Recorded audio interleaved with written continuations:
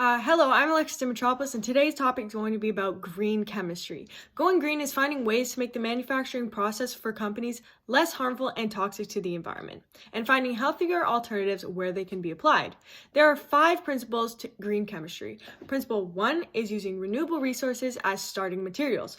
Principle 2 is using chemicals that have less environmental impact. Principle 3 is using catalysts to increase reaction efficiency, and Principle 4 is just using less energy. And last but not least, Principle 5, which is no waste. Today, we don't have a lot of time to discuss all these principles in depth, but one of them is going to be Principle 4. So reinstated, Principle 4 is less energy use. An example of this is in the steel industry. This is one of the most energy demanding industries existing today and requires tremendous amounts of energy during its production process.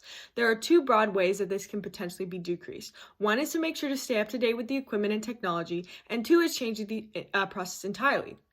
Technology is updating each time to be more energy efficient and, in turn, environmentally friendly.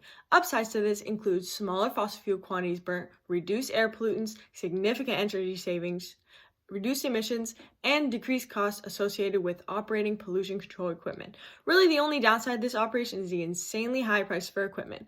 Looking at this from an industry standpoint, though, this would be a long-term gain and short-term loss. In my personal opinion, I think that going green would be something that we work towards every day.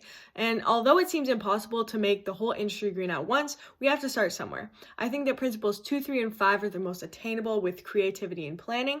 I think that principle 1 needs some more work and definitely some more experimenting. And last, I think that principle 4 is simple, but it's going to be hard for manufacturers and companies to wrap their heads around these long-term benefits. I think that these 5 principles are a great starting point to a green future, and I hope that one day I can be an innovator and help towards a greener Earth. Thank you.